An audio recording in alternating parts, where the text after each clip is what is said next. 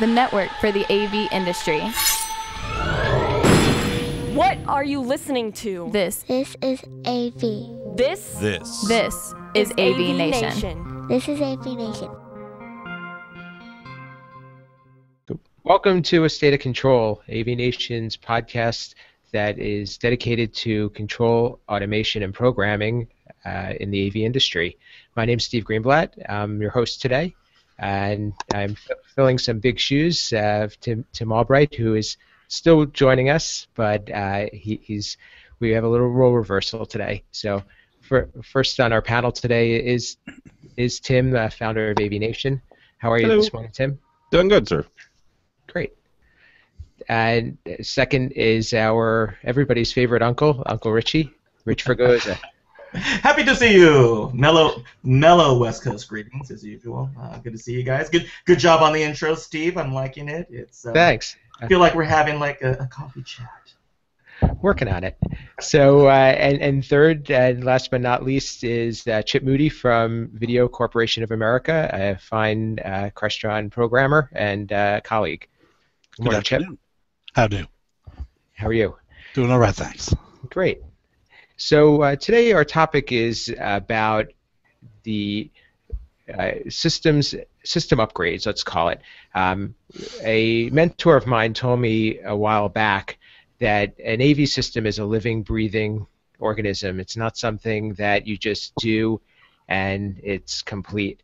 And to that point, looking at programming and you're looking at designing a system, we have to think about how to plan for the future.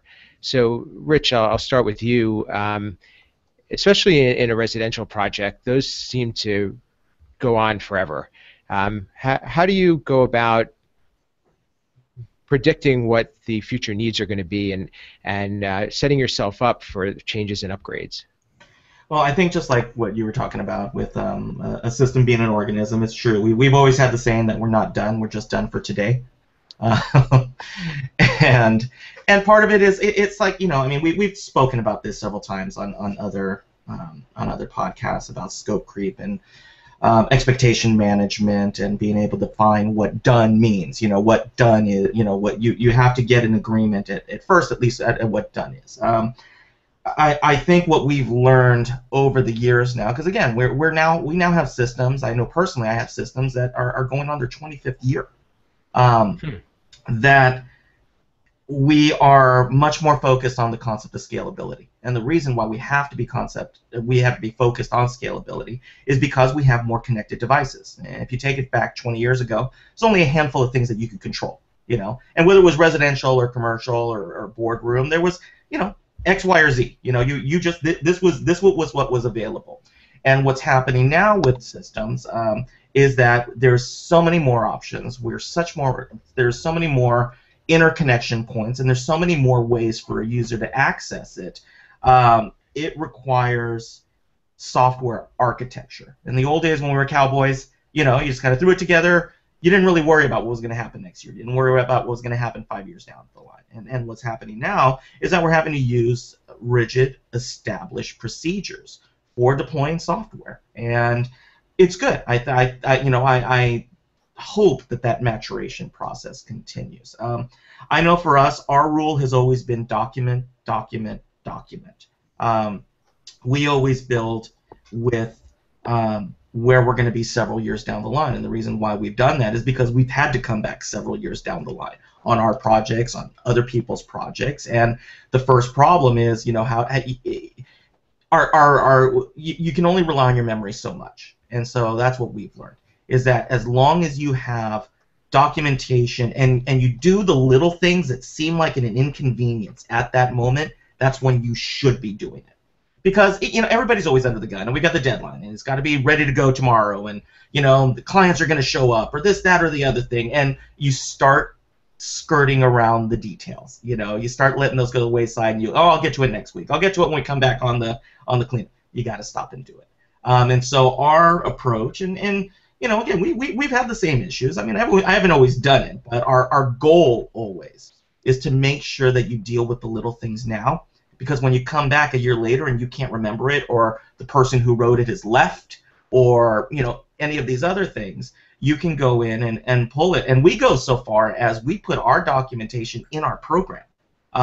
We have just notes, just scads of notes inside our program. Tim will attest to this. I've kind of hammered this time and time and time again, because somebody will say, well, where's the connection sheet, or where's the input list, or where's the IP scheme, or everything else? And a lot of times we'll talk to the tech, they don't have it because they didn't show up on site with it. So what do? We open up our program and boom, there it is. We have our IP list, our input list, our output list. And it does nothing for the program other than for somebody to quickly go in and say, oh, that's where this stuff was. Again, like I said, the little things that are inconvenient at the moment are the things that we try to focus and get out of the way immediately. Real quickly on that, because Richie's taught me more than probably I'll ever retain about programming. He drilled this into me, and one thing it does that he didn't even mention, it is a true as-built. If you do it that way and you do it correctly, it is an honest-to-goodness, living, breathing as-built. No, it's not something you're going to give to the client, but it gives your programmer, and honestly, like he mentioned, it as an extension, your team, an as-built as you go along. And oh yeah, by the way, 6 months down the road, the as-builds may not have gotten documented correctly, right? But who knows what port something's going to? The programmer, because he's the one and she's the one that had to adjust their code because somebody didn't plug it in the right port, and sometimes it's easier just to switch it, to switch the output port, port A, port B, whatever. And then if you're documenting it that way, that, and you can pass along that information. So to that point, is the programmer the one that is responsible for that, or is it something that is just a natural evolution that the code ends up becoming the Bible for a system? I personally think if you're hired on a project, you're responsible for maintaining the documentation and tool set you need to do your job. And I think that needs to be built into your fee structure and your expectations. And we call it the white glove service, right? There are projects where somebody comes in and there's a request for bid, and you've got to chop everything out. That becomes a business decision, where it becomes a matter of, do you take the job? Do you do less than your quality work, quote unquote, in order to get the job? Well, at that point, you're not in partnership. You're a hired gun. And mercenary work is fine. I mean, mercenary work pays the bills at times. You get a call, you move in, bang, bang. It's not a friendship. It's not a partnership. You're there to do a job and get something done. And I think in projects like that, depending on the relationship that you have or don't have, you can take a fine line and say, hey, this is not my job. You need to go back and you need to fix this and call me when that's ready.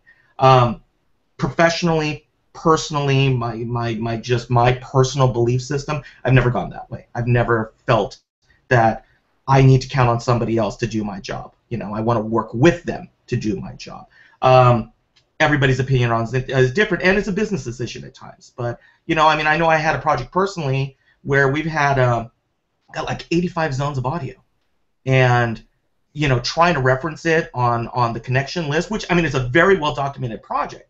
But like minute by minute, when something went down or we had a technical issue, I could find my answer in 15 seconds rather than trying to go back and go through the documentation list and pull it up, and was that the current version, and do they have the on-site version, and is this a new tech who just called me who it's his first time showing up to this site? When I can pull it up and I can take a look at each one of my devices and know that amplifier 4 output 6 is the second dressing room, and we can very quickly deal with it, I'm providing value, they're getting the job done, and honestly, I'm able to get onto the next job more quickly. So for me, it's cost effective, because then I'm not having to run around and worry about whose job it is in the first place. Sure. So Chip, I'll turn it over to you. Working for an integration firm, and having kind of all of that under one roof, where do you find yourself in terms of being the one responsible for keeping track of of versions, keeping track of the latest documentation, and also being able to maintain a system? I've been fortunate where systems we've done haven't had the the need for scalability in the future. The most that I've encountered is a year or two down the road. Oh, we're taking out this codec and putting it in a new one. So packages might require a little bit of splicing for new logic and whatnot, but not the expansion that I'm hearing everybody else talk about. Sure, I get it.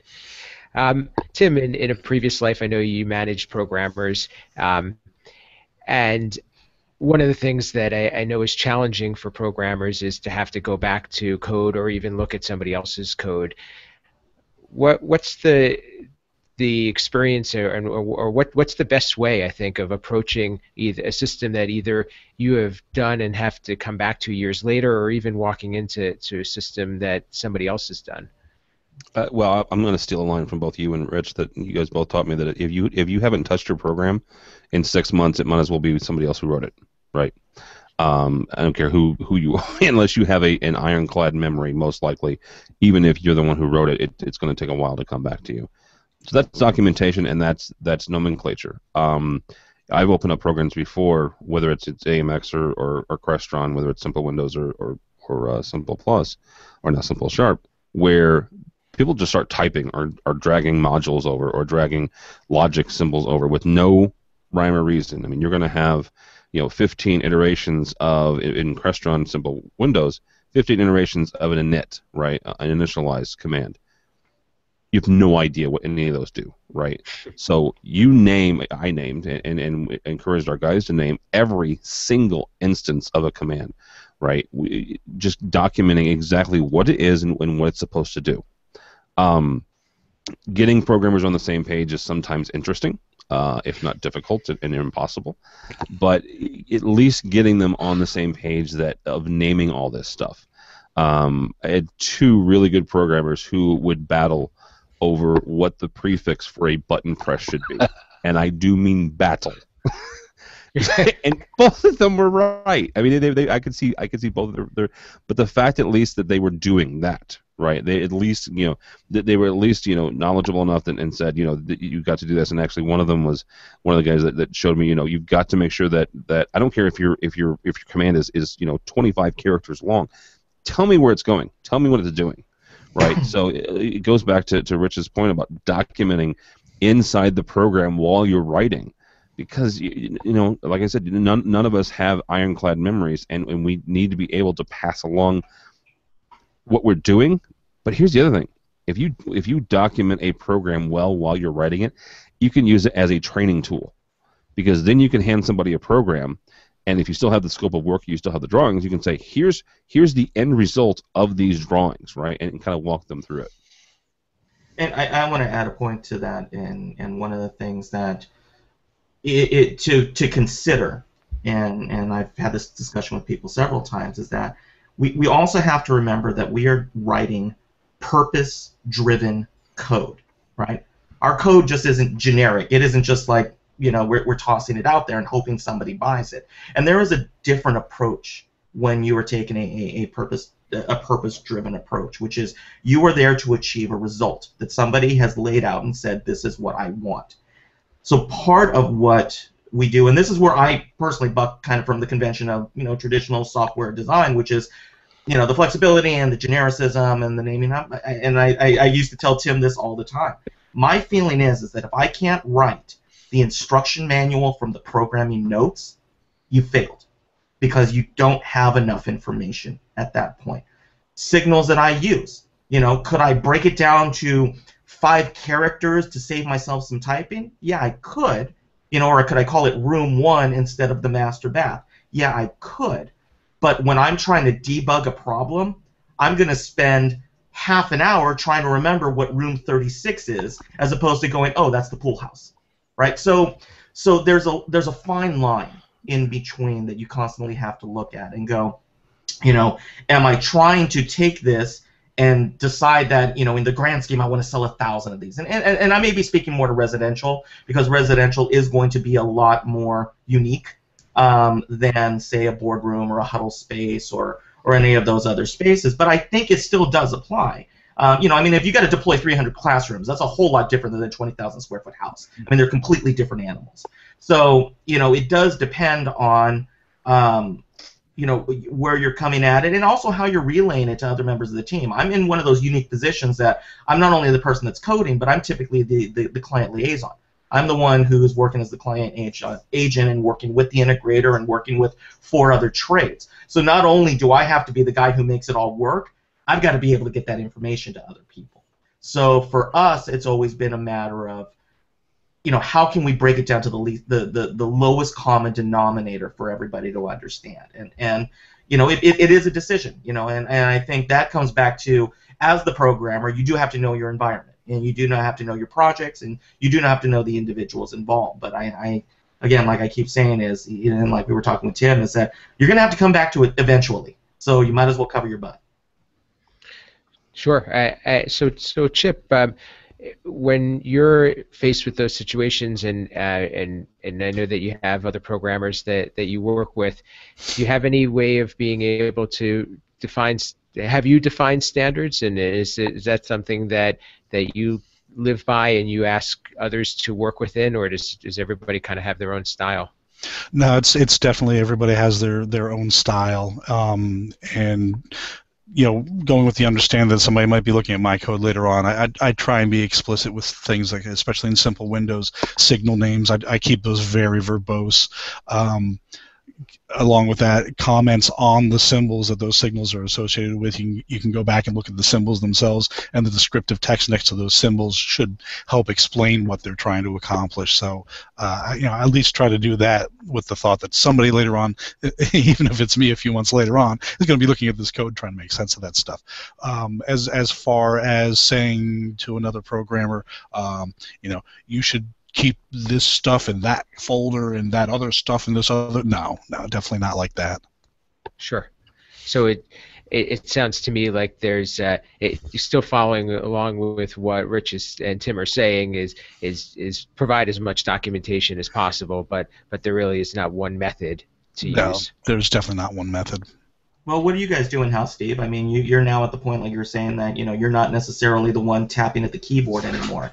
So how do you maintain your consistency? Obviously the whole goal is that anything that comes out of your company should follow, the company. It shouldn't necessarily be individual. You don't want it to be a Picasso and then a Monet on the other project, right? Right. Yeah. So it for us, it's the outer result and the product itself needs to be consistent, but what's under the hood is going to vary from person to person, I'm just curious as to how far have people gone with providing standards, because we actually had a programmer leave our company recently, and I've had a number of people have to go back and review and modify his code, and it's definitely caused us to rethink and potentially sit down as a group and discuss how we should be doing things, because unfortunately things like that happen, and we don't get ourselves in that many situations where we're handing off code, but it's inevitable that you're going to have to work with somebody else's code, and what that person did is probably going to live for years. So we're going to have to figure out a good way of dealing with it, but also when we're working together with our team or with new people in the future, what can we do to either make that situation a lot easier or prevent some of the challenges that we're facing? The way we took it, and this is really, probably, I'm going to say maybe in only the past 5 years that we've done it. Somebody brought it up, and it was a brilliant point, was that we went from the debugging tools backwards. So the debugging tools for different manufacturers, are just different. But obviously we do a lot of Crestron, and the debugging tools are alphabetical, right?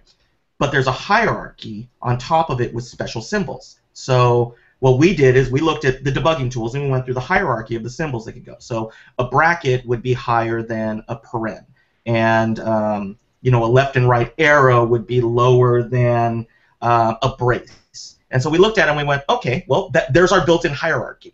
And so we looked at it and we went backwards and went, okay, we know that our system level is going to be the top symbol. So you would have, let's just paren AV, paren security, paren cameras. And so we knew very quickly from a debugging standpoint, if somebody calls and says, oh, camera 1 isn't working right, we know to be able to go back in, start at the top level hierarchy and go, okay, bring it up and expand from there. And then we looked at further, we went, okay, once we got inside there, what's the next symbol in the hierarchy? And it was like, oh, well, brace. Okay, well then, AV, brace, room 1. So now you have a very quick structure to be able to go back. Because honestly, the reason why you comment in the first place is debugging. And anybody who says they don't is lying, right? Yep. This is all about making your debugging easier. This is all about making your deployment easier. It's not about making it pretty. It's not about showing. We're not going to bring it to our class and get a gold star on it at the end, right? It's got to be something that either makes you money or saves you money, right? And one of the two ways to do it is look at your tools, and I think that's something that we sometimes forget.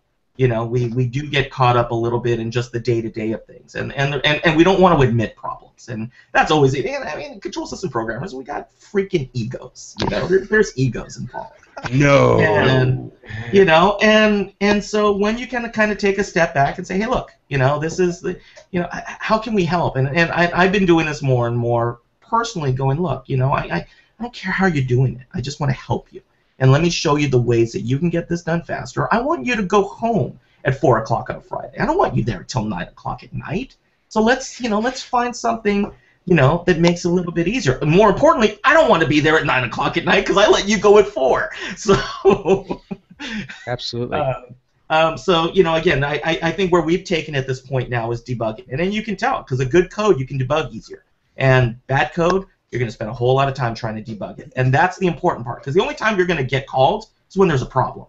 So you might as well put the tools in place to save yourself some frustration. Sure.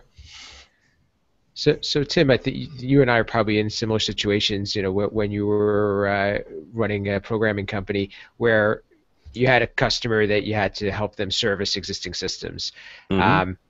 That's always a challenge. So how do you go about assessing the existing code for a project and knowing that the customer, their idea that this should be something simple, and simple usually means low cost, but mm-hmm. just to get your head into a code and figure out what's what and understand the risk that you're assuming is a feat. So how do you make that into something that works business-wise? So from a business standpoint, again, everything we're saying today is obviously you have to make your own business decision for it. We did time and materials when it came to existing systems for two reasons. First of all, yes, they might have the code and they could send it to us and we could spend a little bit trying to wrap our head around it. But the one caveat to that is I can't guarantee until I touch that processor that that's the code that's loaded. Mm-hmm. Whether it's it may be named the same, but you can upload it. You can upload the same name, but change something in there, or I can look at the upload date. Oh, hey, when was the last time you had a programmer out here? Oh, it's been years and years and years, and you look at the tools, and oh yeah, somebody uploaded something last week, which actually happened to coincide with the same time they called you, oddly enough. We did time and materials simply because there's too many variables, right? Yeah. Too many variables, and you can't make a good business decision based on that. Right now, that's not saying that we didn't do them. Absolutely, you do them, but you go in there and you manage expectations. Say, look, here are the gotchas that I'm facing, right, as a programmer and as a business owner. So you're going to have to share in some of this pain.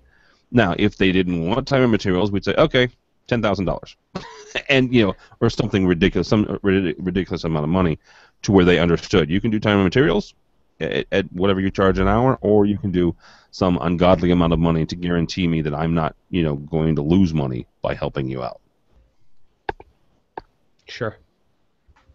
I guess another question, and I'll ask you, Chip, is when you are modifying code, how how do you make a decision as to if you can salvage what's existing or if you have to kind of go back to the drawing board? Because I know, and you know, and Rich and Tim know that when the more you lop on to code, even no matter how well it was written, it eventually starts to get ugly. I feel very bad for a fellow programmer over here because that has happened to him at least once or twice in the recent past, where he's inherited code from another place and he's like, oh, I don't know, should we do this from scratch or just add on to this? And I've glanced and said, yeah, you want to do that from scratch, and he winds up not taking advice and adding on, and he'll come back to me a month later going, I should have done it from scratch. It's usually, unless the program is absolutely monstrous, it's usually seems like it's easy enough to go in, look at what's in the code, and make a determination like, oh yeah, this is really straightforward. This is clear cut. I can add on to this easily.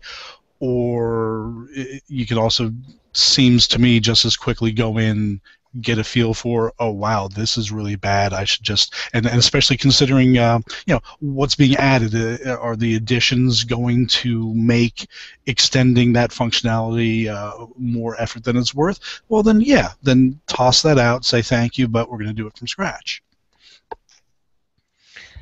Sure. So Rich, from a business standpoint and your perspective, how do you have that conversation with the customer when you are trying to determine if you are going to modify what they have or start over? And there's obviously pros and cons to both. To be perfectly honest, about 70% of my work is just this. And we have a very simple, hard and fast rule that we draw for people, and we give them a choice. We have a scope for a rewrite that we create, but the problem is that they've already been disappointed. They already feel that, generally by the time we've called, we're doing triage, for lack of a better term. So there's some trust issues. There's some concerns about throwing good money after bad. Again, I might be just another guy selling them on the story of what it's going to do, and I'll be another guy that's going to charge them a whole lot of money, and it'll never work, and ... So our approach has been pretty simple, and we found that we've been pretty effective with it, is that we give them the option, which is, kind of in the feeling out period, we'll say, look, here's the deal. You have a processor that's already there. We're going to leave it locked down. And what we're going to do is we're going to bring in a separate processor. And this is where I live. And what I'm going to do, and this way I can't get blamed for anything that's broken, because all I'm going to do right now, and we'll give them a scope. And we're like, look, to take it from where you need to be, and we show them the examples, and we give them the idea of what their system can actually do. But they go, no, I'm not ready for that. We're not quite sure. And we go, great. Okay, well, here's the interim solution. In order to build it, we're going to lock that unit down, and we're going to basically say this is everything that it does. We're going to leave it be. And what we are going to do is we are going to bridge into what's there. So if something's broken, it was already broken. If we're making something work better, then we're assisting on our side, and then we pull our interface out. And we go to the point where we even bring out a separate interface. And so we start them with training wheels, get them built up on the idea of, okay, here's that line of demarcation. And some people look at it and say, great. Other people are like, no, we're now at the point where we can move on. But at the very least, it draws the opportunity to say, because again, you invariably get it. Well, it used to work in the old system. Well, unless you have the opportunity to get hired to do a button-by-button breakdown of the existing system, that's a fight you're not always going to win, because the revisionist history starts coming into play. So what we do is we eliminate that obstacle, and we literally draw our own 38 parallel. We're like, look, we're going to provide a small processor. This processor is going to have code that we know is good and valid. And all we are going to do is, you've got this TV over here, you've got this codec over here, you've got this camera over here. All we're going to do is touch the buttons of those things over there. And then if the breakdown is there, then we're going to know a little bit better on how to isolate it. And then we can give you a better scope of work over the long term. At times we'll even credit it because it's already part of our, because again, what we're deploying is already part of our framework. And so we found that to be a way to reduce the blow a little bit, build some trust, and then set yourself up to succeed. At least that's been my recommendation. Sure, that makes sense. I can relate there, and I know that we have these internal discussions, and I think that it's one of those things where you do have to be upfront with the customer, and I know that everybody prefers to work with their own code, but sometimes we have to work with what's existing, and I think there are pros and cons, but part of it is actually thinking ahead and determining if is this an isolated revision or are they going to be growing with this code, and does it make sense to kind of test the waters with the idea of a rewrite. Exactly, and it is, and it's that's the business decision. I mean, from the code standpoint, you're always going to be like, well, start it over. Every programmer I know has opened up every other programmer's code and gone, this is garbage. God, what were they thinking? Oh my God, why did you pay money for this, right? I mean, it's just, it's like the trash talk of programming. I've always laughed, and hey, people have taken over my code, and I know for a fact that there was some code that I wrote, early on that was rough. And I would open my programs from years ago and go, oh, that was rough. But it's a cumulative experience, And the one thing that I've always looked at is that you never know what pressure or the environment or the way that company who was hired, you never quite understand the situation that they're in. So you can, there's a point where my feeling's always been, you're always going to take over somebody's code, and I guarantee somebody's always going to take over yours. There's no way that you can't be in this business for any extended period of time that those things aren't going to happen. Sure. And so we collectively kind of got to help a brother out. Absolutely. So we're kind of at our time for today, and this has been a great experience, and I would like to thank our guests, Chip Moody from VCA. Thanks for joining us today, Chip. Absolutely. Thanks for having me. Great. Glad to have you, and hope to have you back. Is there any way that the audience can reach out to you and connect with you? I'm real easy to find on Facebook. That's probably the easiest way. Otherwise, emails, chipmoody@vcaglobal.com. We've recently had a change in our main, domain name. So it's not just vca.com anymore. It's vcaglobal.com. Duly noted. Thank you. Thank you.